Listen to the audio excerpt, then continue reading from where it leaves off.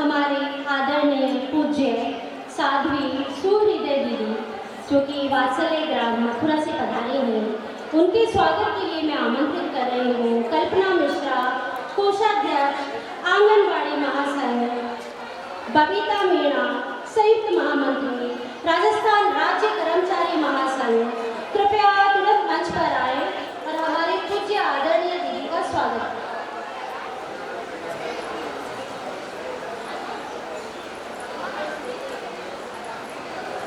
कृपया करताल ध्वनि से स्वागत करें। इसके बाद सीताजी स्वामी और मंजू स्वामी कृपया तैयार रहें, मंच के नजदीक आ जाएं अगले स्वागत के लिए। उसके बाद शांति हुडा जी, सीता गुजर जी तैयार रहें।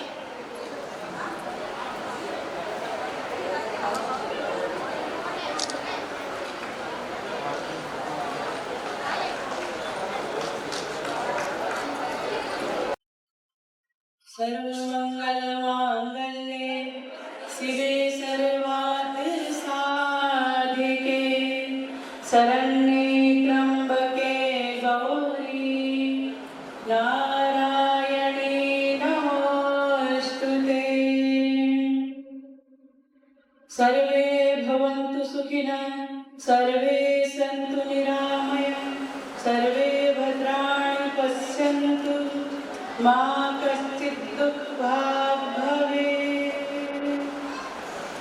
बोली भारत माता की, बोली भारत माता की, भारत माता की, भारत माता की सिंघनियां हैं, आप लोग गर्जना करना चाहिए। बोली भारत माता की, सत्य सनातन धर्म की, हिंदू राष्ट्र की। मंच पर विराजमान मातृशक्ति को वंदन करती हूँ। भारतीय आदरणीय भारतीय मजदूर संघ वंदन करती हूँ। संपूर्ण मातृशक्ति आज आप सभी लोग को देख के चित्त आनंदित होता है। आप सभी लोग को वंदन करती हूँ। कार्यकर्ता, पदाधिकारी, संघ के सभी भाई बंधु लोगों को सम्मान देती हूँ। सिया राम मैं सब जग जानी, करम प्रणाम जोरी जुग पानी। कण कण में उसका वास है। बहुत सुंदर विषय बोला आदरणीय रीता जी ने। परिवार और रोजगार दोनों चाहिए ना। केवट ने कहा था ना, प्रभु इस नाव में आप बैठो तो चरण धुला दूं, चरण धोने नहीं दोगे तो कैसे नाव में बिठाऊंगा, क्योंकि मेरा रोजगार चला जाएगा, परिवार बढ़ जाएगा। यही प्रतिपालो सब परिवारों, नहीं जानो कछु और कबार। परिवार महत्वपूर्ण है, रोजगार भी महत्वपूर्ण है। तो भारतीय जो ये संगठन जो है मजदूर संघ, दोनों को साथ में लेके चल रहा है। रोजगार भी मिले और परिवार भी संस्कारित हो। आप देखिए, सर्वे भवन्तु सुखिनः, ये हमारा सनातन कह सकता है। माताओं बंधु सब सुखी हो। सर्वे भवन्तु सुखिनः का नारा लगाने वाले हम। सर्वे भद्राणि पश्यन्तु, सब संस्कारी हो, कभी दुख जीवन में ना आए, ये हम लोग सोच सकते हैं, हम सनातनी सोच सकते हैं। इसीलिए हम वसुधैव कुटुम्बकम का भी नारा लगाते हैं। एक कदम से 1000 कदम आगे चलना, ये हमारा सनातन सिखाता है माताओं। और एक कदम क्या है? सर्वे भवन्तु सुखिनः। जब हम अपने घर से, अपने कुटुंब से ही इस भाव को लेके चलेंगे कि हम सबको सुखी देखना चाहते हैं। हमारा सनातन जो है संस्कार को लेके चलता है। परिवार उतना ही महत्वपूर्ण है, एक दूसरे के सुख के लिए नहीं है। परिवार क्या है? सामाजिक कर्तव्य है। विवाह होना, समय पे विवाह हो जाना, 16 संस्कारों से भरा हमारा सनातन है। सारे संस्कारों के साथ में विवाह का भी संस्कार, 7 फेरों का संस्कार। हम कहते हैं 7 जन्मों तक साथ में रहने वाला ये हमारा संस्कार। ये साधारण थोड़ी था। आप देखेंगे अपने पुराणों को, अपने ग्रंथों को उठा के देखिए, पूरा में विज्ञान जिसे कहा जाता है, क्योंकि हम लोग हमेशा कहते हैं हमारे पूर्वज ऐसे थे, हमारे पूर्वज वीर थे, हमारी माताएं इतनी संस्कारी थी। तो हम क्या करते हैं, हमारा भारत विश्व गुरु था, हम अपने पूर्वजों का वारसा खाते हैं, हम क्यों नहीं वैसा बनना चाहते। संगठन ने ये बहुत अच्छा कार्य जो है हाथ में लिया है कि सभी मातृशक्ति इकट्ठा हो। आज के समय में विषम जो विषय है, माताएं लोग सोचती हैं कि हम भी पुरुषों जैसी हो जाए। अरे पहले की माताएं पढ़ती नहीं थी इसीलिए दबी रहती थी, ऐसा नहीं है माता। पहले की माताएं धर्म नीति को भी जानती थी, राजनीति को भी जानती थी, पुरुष का शौर्य जो था माताएं गढ़ती थी, वो थी हमारी पहले की माताएं। हमने नहीं जाना। आप देखिए सारी सृष्टि जो प्रकृति है, पुरुष अगर बीज है तो सारी प्रकृति जो है वह स्त्री तो है। आपकी बुद्धि, आपका शरीर, आपका सोचना, सब चीज में तो स्त्री समाहित है। इसीलिए हमने सरस्वती की पूजा बुद्धि के रूप में की, लक्ष्मी की पूजा की हमने माँ के रूप में, हमने वीरता की पूजा की गौरी के रूप में, काली के रूप में। जहाँ देखो हम गंगा को मानते हैं तो प्रकृति की पूजा कर रहे हैं, गंगा को मान रहे हैं, माँ कहते हैं, धरती को माँ कहते हैं। कहाँ नहीं है स्त्री, आप बताओ। हमारे सनातन में स्त्री कहाँ नहीं है। परिवार से लेके युद्ध भूमि तक स्त्री है। पुरुष को गढ़ने का काम स्त्री करती है। मदालसा जैसी माता शुद्धोसी बुद्धोसी निरंजनोसी सिखाने वाली लोरी में अपने पुत्र को सिखाते हैं कि तू शुद्ध है, बुद्ध है, निरंजन है, आत्मा अजर है, अमर है, आत्मा कभी मरती नहीं। नाम विशेष का महत्व नहीं है, आपके कार्य विशेष महत्वपूर्ण होने चाहिए। 3 पुत्रों को ब्रह्मज्ञानी बनाया लोरी गा के। पति ने कहा कि सारे पुत्रों को ब्रह्मज्ञानी बना दोगी तो मेरा वंश कैसे चलेगा, कुल कैसे चलेगा। तो उस मदालसा ने अपने छोटे पुत्र का नाम रखा अलर्क। बहुत अर्थ नहीं है इस नाम का। उन्होंने कहा नाम से क्या लेना, अपने जीवन को, अपने संस्कारों को वैसे बनाओ पुत्र। राजनीति में हो तो राजधर्म को निभाओ, दंड भेद आदि सभी नीतियों को अपनाओ और सबके सुख में सुखी हो जाना, सबके दुख में दुखी हो जाना, सब सृष्टि मात्र के प्रति संवेदनशील रहना।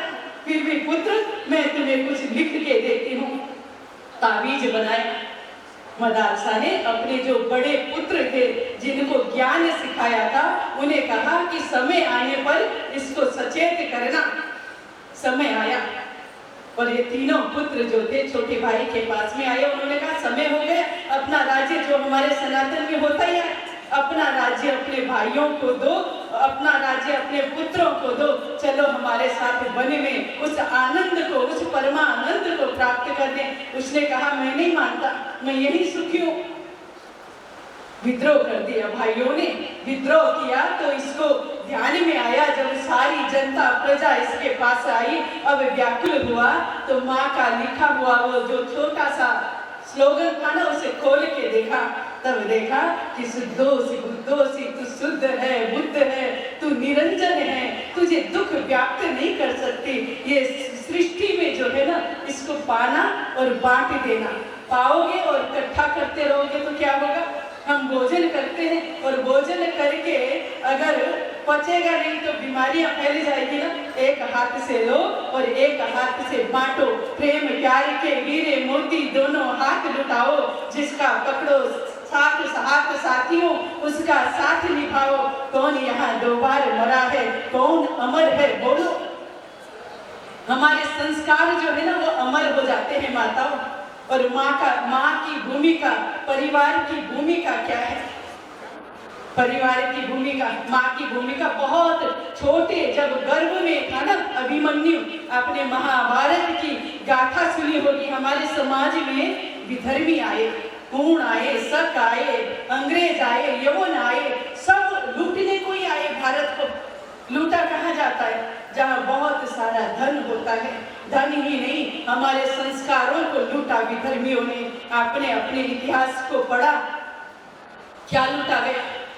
हमारे गुरुकुलों को जला दिया गया, हमारे मंदिरों को तोड़ दिया गया, क्योंकि हमारे गुरुकुल वो भूमि थी, वो गोद थी, गुरु की गोद, माँ की गोद से गुरु के पास में बालक जाता था तो संपूर्ण संस्कार सीखता था। विदेशियों ने देखा ये एकजुट कैसे हैं, संगठित कैसे हैं, अपने भारत माँ के लिए अपने प्राणों की बलि दे देने वाले, ऐसा वीर, ऐसा शौर्य, ऐसी प्रबलता अपनी भारत माता के लिए इस भारत की धरती के सपूतों को कहाँ से आती है। आपने शुरू में होली का वो गीत सुना ना, भगत सिंह झूला समझ के फांसी पे चढ़ गए। ये साधारण बात नहीं है माता।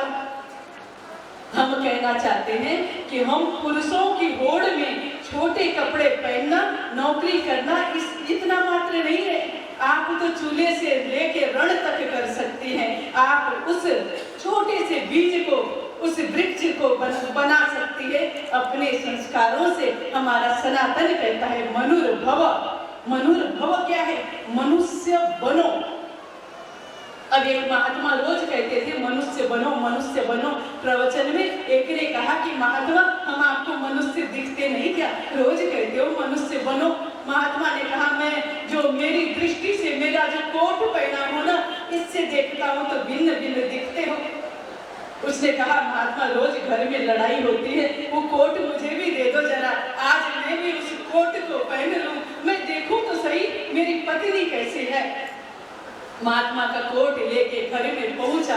घर में पहुंचा तो बात क्या होती थी, सुबह से पति जी महाराज बाहर निकल जाते, सारे घर के काम पत्नी करती है, तो बड़ी रहती है कि सबका सुनना, सबके लिए कार्य करना। और पति के आके बोलने लगती, आके बोलेगी तो पति समाज में कितनी जगह माथा पच्ची करके आया होता है, तो आते अगर पत्नी बोलने लगे तो वो भी क्रोधित होगा, दोनों में आपस में लड़ाइयां हो जाती थी। आज ये पत्नी जो थी ये बोलती रही, पति बोला नहीं, हंसने लगा, रोज तो मार देता था। आज इसने कहा तुझे हो क्या गया, आज तू हंसता क्यों है? उसने कहा महात्मा का दिया कोट पहन लिया मैंने। अरे हमें भी तो बताओ ये महात्मा का कोट कैसा है। जैसे ही उसने उस कोट को पहना तो वो भी हंसने लगी, वे भी हंसी। तो उसने कहा हुआ क्या? आपने देखे दो पशु, पशु कौन? दो कुत्ते अगर गली के मिलते हैं तो अपने एरिया में आने नहीं देते, आपस में मिलते लड़ने लगते हैं। तो क्या पति पत्नी ऐसे नहीं? हमारा जो संस्कार था,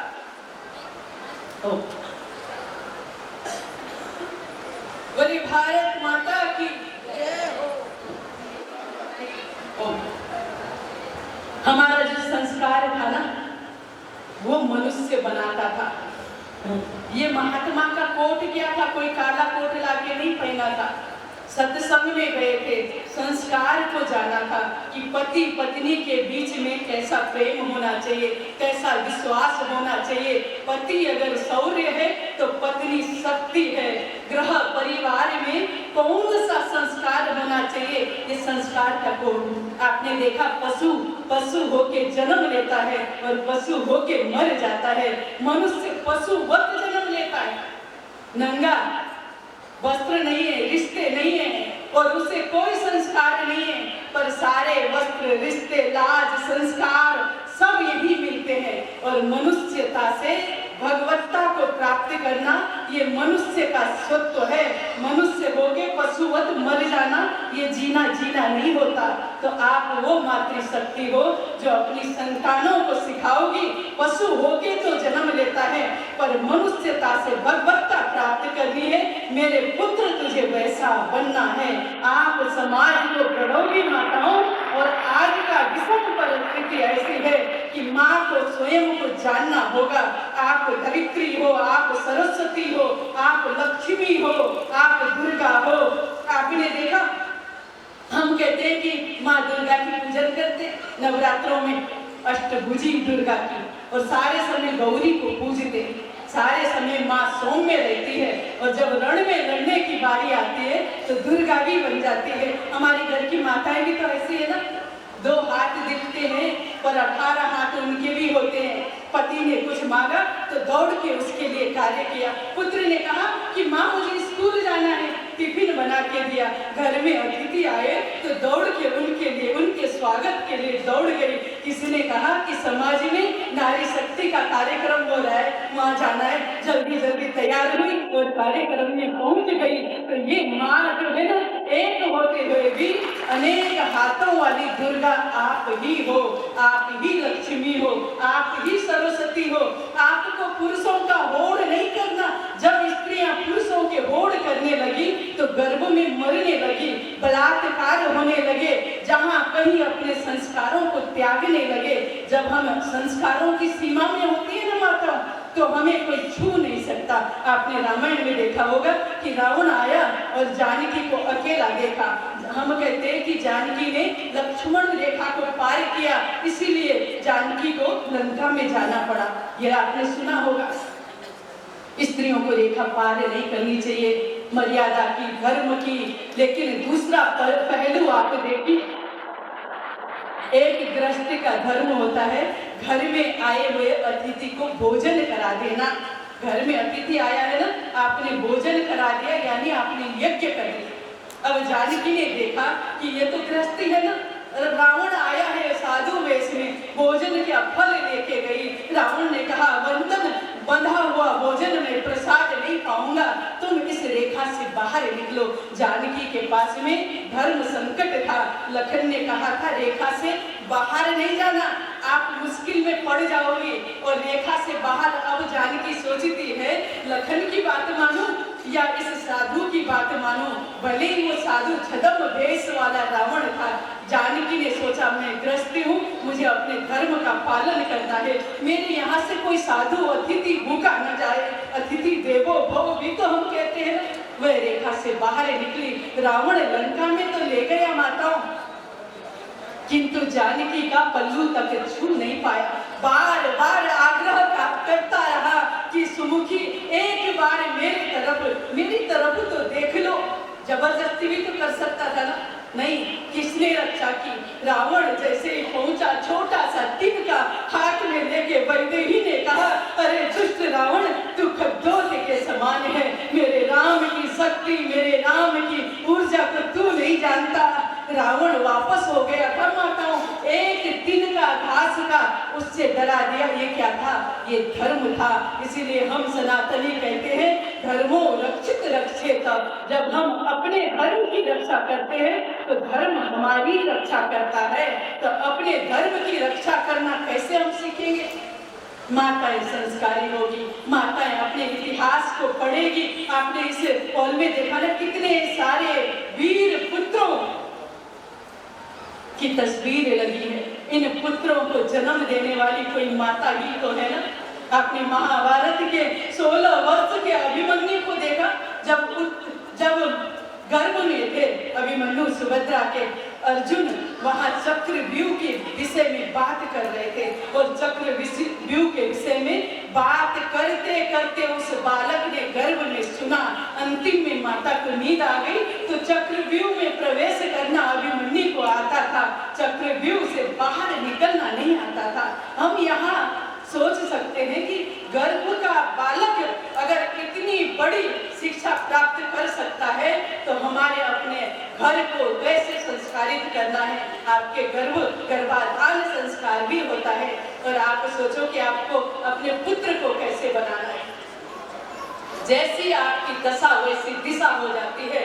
जैसा आपका सोच होता है ना तो वैसा आपका भविष्य बन जाता है। इसीलिए आपको सोचना है कि आज से 10 साल 20 साल बाद आप अपने संतान को क्या बनाओगे। सामने देखो छत्रपति शिवा, छोटे थे, माँ ने रामायण पढ़ाया, महाभारत पढ़ाया, वीरों की गाथा सुनाई। कहा, शिवा तू मुझे कुछ देना चाहता है ना, सिंहगढ़ का किला दे दे, फिरंगियों का ध्वज निकाल दे, पुत्र मुझे वे दे दे, उपहार में दे दे। छोटे थे शिवा ने कहा, माँ हमारे पास इतने सैन्य नहीं है और इतनी शक्ति नहीं है कि हम सिंहगढ़ के किले में आक्रमण कर सके। माँ ने कहा, शिवा तुम मुझे माँ मत कहना, मैं स्वयं आक्रमण करूंगी।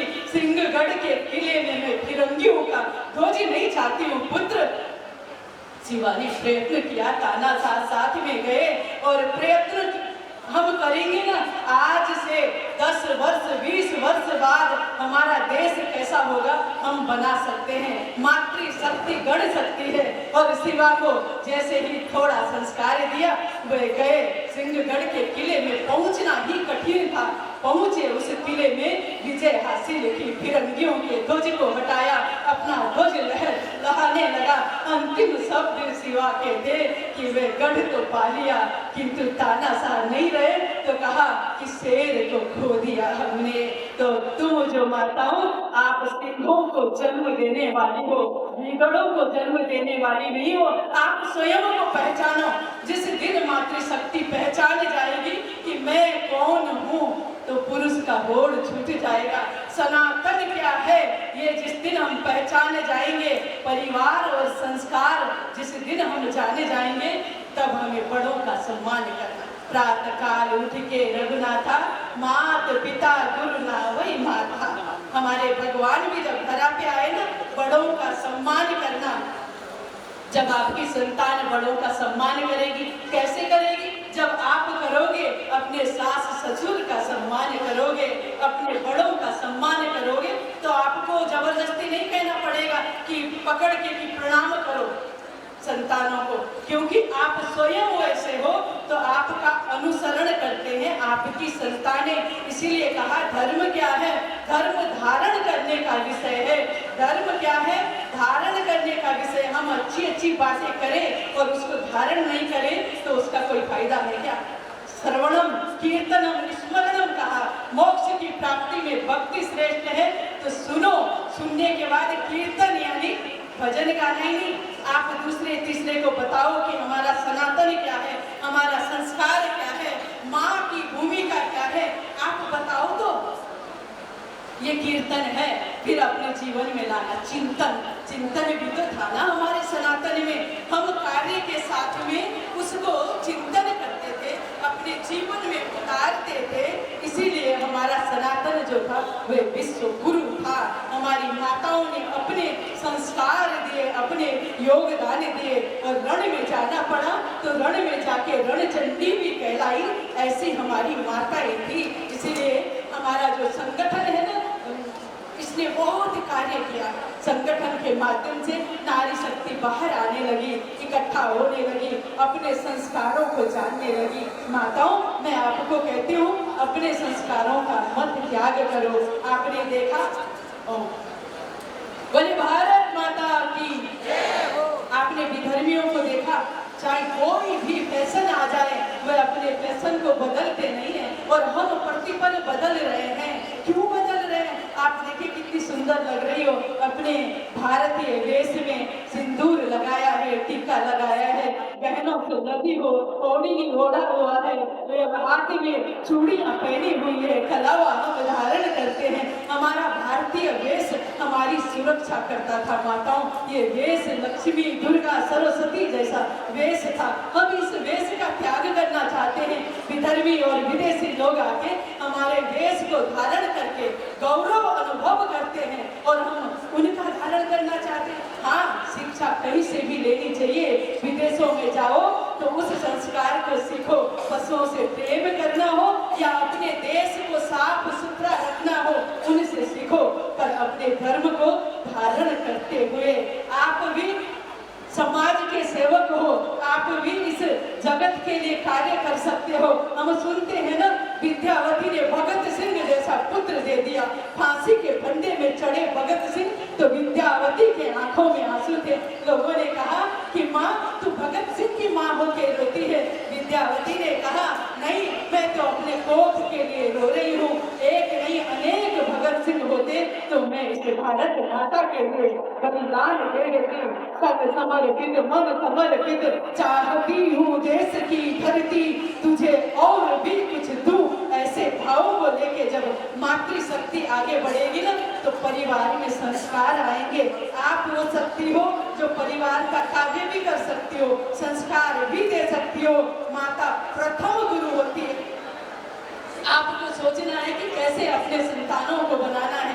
पहले हमारी संतानें अपने दादा दादी का भी सम्मान करते थे, तो दादा दादी के साथ बैठते उठते, कहानी सुनते, सारे पुराणों की गाथा तक सुन लेते थे। वो सारे पुराणों की गाथा हमें आती थी। कि अपने वीरों की गाथा हमें आती थी, हमें हल्दी घाटी के उस वीर सपूत की गाथा आती थी। हम कहते हैं अकबर महान, लोग कहते नहीं महाराणा प्रताप जैसा महान कौन था। 14 वर्ष राम वनवास में रहे, लेकिन 21 वर्ष वन वन में घूमने वाले महाराणा प्रताप अपने देश और धर्म के लिए विधर्मियों से नहीं डरने वाले 21 वर्ष हो गए। घास की रोटी मिलना मुश्किल था। अजबदे ने कहा कि नाथ मेरे संतानों के पास खाने के लिए रोटी भी नहीं है, अब तो विधर्मी से संधि कर लेते हैं। जब महाराणा प्रताप ने कहा कि अब विधर्मी से संधि कर लेते हैं, अजबदे ने कहा मेरे संतान भूखी मर सकती है, किंतु विधर्मी से हम संधि नहीं कर सकते। आज वे महाराणा प्रताप महान है, तो उनके पीछे भी अजबदे जैसी वीर नारी, संस्कारी नारी का हाथ था। कहाँ तक गाथा करे बंधुओं, हम रामायण की चर्चा करें तो आपने देखा गुरुकुल में पढ़े, माताओं की गोद में खेले, गुरुकुल से वापस आए तो विश्वामित्र जी आ गए लेने के लिए। विश्वामित्र जी लेने आए, दशरथ जी ने कहा राम लक्ष्मण मेरे प्राणों से भी मुझे प्रिय हैं, और कुछ मांगो, मुझे मांग लो। विश्वामित्र ने कहा ये विधर्मी लोग जो है ना, ये बहुत अत्याचार मचा रहे हैं, गौ ब्राह्मण में यज्ञों को नष्ट कर रहे हैं। आजकल के विधर्मियों ने भी तो यही किया ना, हमारे गुरुकुल, हमारे संस्कार, हमारे मंदिर को नष्ट किया था। उस समय भी कम नहीं थे। विश्वामित्र ने कहा कि राम और लखन दे दो। दशरथ जी ने कहा राम लखन सुकुमार हैं, उन्हें दे नहीं सकता, मुझे ले जाओ। विश्वामित्र ने कहा देश का बुढ़ापा तो चाहिए, किंतु देश की जवानी भी चाहिए। जन जन में जाके नंगे पैर श्री राम और लक्ष्मण जाएंगे विश्वामित्र के साथ। ये चुनाव गुरु का था। माता पहले शिक्षा देती है, फिर गुरु की बारी आती है तो कठिन से कठिन शिक्षा देते हैं बंधु। ऐसे ही वे राम ही रहते, राजा ही रहते, वो पुरुष ही रहते। पुरुष से पुरुषोत्तम बनने का और राजा से भगवान राम बनने की जो विदा है ना, ये गुरु ने दी। जन जन में गए, जन जन जैसे आजकल हमारा संगठन करता है, समाज की छोटी से छोटी इकाई से लेके बड़े से बड़े स्थान तक जाना, उनको प्रेरित करना करता है कि ताकि हमारा समाज ऐसा ही भारत सोने की चिड़िया हो, संस्कारों से भरा हो, सौरभ से भरा हो, धन से भरा हो। सारी सृष्टि जो है, वे सारी सृष्टि जो है वह पवित्र हो। हम भारतीय अपनी सृष्टि को पूजते हैं। हम भारतीय पंच तत्वों का बना ये शरीर है ना, क्षिति जल पावक गगन समीरा, पंच रचित यह अति अधम शरीरा। 5 तत्वों से बने शरीर, और आप अपने पुराणों को पढ़ो, उन्हीं 5 तत्वों के शोधन में भगवान कृष्ण ने माटी खाई। भगवान कृष्ण ने यमुना जी के साफ करने के लिए कालिए नाग को भी भगाया। भगवान कृष्ण ने गोवर्धन की पूजा की। हमने माखन खाते कृष्ण को देखा, बंसी बजाते कृष्ण को देखा, रास रचाते कृष्ण के बारे में सुना। पर आपने सुना उन्होंने धरती के शोधन का कार्य किया, जल शुद्ध रहे वह कार्य भी किया, हमारा पर्यावरण शुद्ध रहे, वृक्ष लगे, हरा भरा रहे। ये हमारे संस्कार, हमारे पुराण ही तो हमें बताते हैं ना। पुराण हमारी कहानी मात्र नहीं है। इस पंच तत्व से बना शरीर अगर हम बाहर पंच तत्व को शुद्ध रखते हैं तो आपने देखा इस बार के कुंभ में हजारों लाखों लोग ने स्नान किया। हम भारतीय नदियों को माँ कहते हैं। नदियों को पवित्र रखना हमारा कर्तव्य है। जितना आपका कर्तव्य विवाह करना, यानी समाज के प्रति आपका त्याग, निष्ठा, बलिदान, विवाह सिर्फ अपने लिए नहीं, समाज को आप कैसा योद्धा, कैसा वीर, कैसा ज्ञानी पुत्र दोगे, उस दिन, जिस दिन से विवाह बंधन में आप बंधते हो, आपका कर्तव्य हो जाता है कि राष्ट्र के लिए आप क्या देते हो। छत्रपति शिवा, महाराणा प्रताप, भगत सिंह जैसे वीर देते हो, तुलसी, मीरा, दादू, पट्टू, कबीर जैसे भक्त देते हो।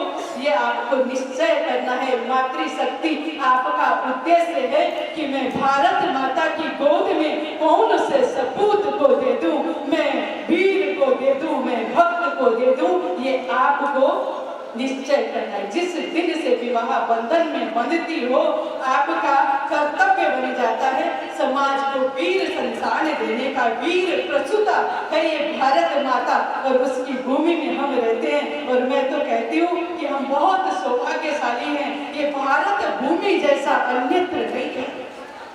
संस्कारों की भूमि, संवेदनाओं की भूमि। धीरे धीरे हम संवेदनाओं को खो रहे, संस्कारों को खो रहे। क्यों? मोबाइल आ गए, मोबाइल में माताएं घुसी रहेगी तो गर्भ का बच्चा हो या छोटा नन्हा बच्चा मोबाइल ही मांगेगा। नहीं दोगे तो वो कहते हैं ना, पहले जेब काटेगा फिर गला काटेगा, वहां तक पहुंच जाएगा।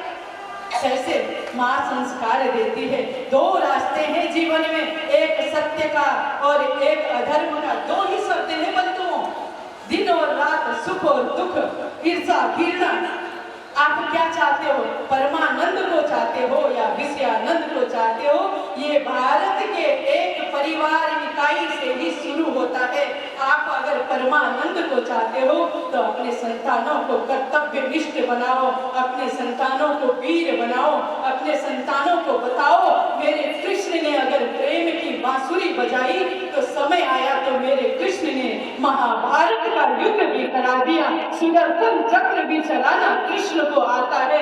मेरे प्रभु भोले भाले बोले शंकर हैं, किंतु वे जब तांडव करते हैं ना तो वे भी मेरे भोले को आता है। दुर्गा गौरी बनी रहती है, रणचंडी बन जाती है। जब विधर्मी, जब अन्याय, जब पाप बढ़ता है, भगवान कृष्ण ने कहा कि भीष्म द्रोण जैसे वीर, कर्ण जैसा दानवान पर उनके पक्ष में नहीं हुए, क्योंकि अधर्म के पक्ष में था। धर्म जिस तरफ होगा उस तरफ मैं होऊंगा। भगवान कृष्ण ने कहा आप अपने सनातन की गाथा तो अपनी पुत्रियों को, अपने संतान को तो पढ़ाओ। आप पढ़ाओ, उस पद्मावती की कथा को सुनाओ अपनी संतानों को। आप डरते हो ना कि अरे बेटियां समाज में जाते, समाज में उनके साथ कोई हादसा न हो जाए, दहेज के प्रति मारी न जाए, दुखी हो जाते हो ना। बेटियों का जन्म होते ही मातम मनाने लग जाते कि बेटियां ज्यादा। अरे बेटियां दोनों कुलों को संस्कार देने वाली बेटियां होती हैं बंधु। इसलिए मैं कहना चाहती हूँ कि बेटियों को लक्ष्मी मानो, दोनों कुलों के संस्कार उनको दो।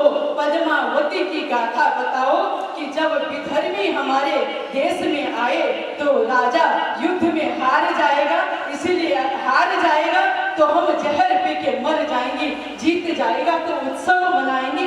दोनों तरीके से माताएं लोग जो है एकत्रित होती थी और अपने मन को समझा के रखती थी। और ऐसा ही हुआ रानी पद्मावती के साथ में। राजा जब हारे वहां जहर नहीं पिया। आप इस कहानी को जरूर सुनना कि जहर नहीं पिया। जहर पी के ये देह तो रहता है ना, प्राण चले जाते हैं, पर वो वीर माता बताना चाहती थी कि ये देह भी रहेगा तो विधर्मी इसे छुएगा, अपवित्र कर देगा। हम उस देश की नारी हैं जहां मृतक शरीर को भी विधर्मी हमें छू न सके, इस भाव से जोहर कर डाला। राजस्थान की धरती ने बहुत जोहर देखे हैं, लेकिन जो पद्मावती ने जोहर किया, हजारों स्त्रियों के साथ में अग्नि में कूद गई कि विधर्मी मुझे छू न सके। लव जिहाद की जो गाथा आती है ना, अपने संस्कारों को इतना बढ़ा दो, अपनी पुत्रियों को ऐसे बताओ तुम उस वीर जननी की संतानें हो। तुम्हारे पूर्वज ऐसे थे जो विधर्मी को अपना मृत शरीर भी छूने नहीं देते थे, तो तुम हुए पुत्री हो। पुत्रियों, लव जिहाद में मत पड़ो। विधर्म दूसरे के धर्म जो है वह देने वाला होता है। माताओं, आप इस संस्कार से पोषित करो अपनी संतानों को। मैं अपेक्षा रखती हूँ कि आप ऐसे सम्मेलन करते रहें और माताएं अपने को पहचाने कि आप सर्वश्रेष्ठ हो, आप गढ़ सकती हो। वीरों को, भक्तों को ऐसे गढ़ो तो जीवन धन्य हो जाएगा। इस धरती में हम सब एक न एक उद्देश्य लेके आए होते हैं, तो ये उद्देश्य हमारा पूर्ण हो जाएगा। इसी के साथ में मैं अपनी वाणी को विराम देती हूँ कि आप संस्कारी बनो, संपूर्ण सृष्टि की रचयिता आप हो। इसी को सुख, शांति, समृद्धि दो। इसी शुभकामनाओं के साथ में मैं अपनी वाणी को विराम देती हूँ। भारतीय मजदूर संघ संगठन को भी बहुत बहुत धन्यवाद देती हूँ कि इतनी सारी मातृ शक्तियों के दर्शन करने को मुझे मिले। और मैं आप लोगों से वचन लेना चाहती हूँ कि अपने गर्भस्थ शिशु जब गर्भ में आता है तब से आप संस्कार देना शुरू करो। मेरा भारत विश्व गुरु था, विश्व गुरु है और विश्व गुरु रहे। इस शुभकामनाओं के साथ में हम कार्य करते हुए इस जीवन को तन समर्पित मन समर्पित चाहती हूँ। देश की धरती तुझे और भी कुछ बोले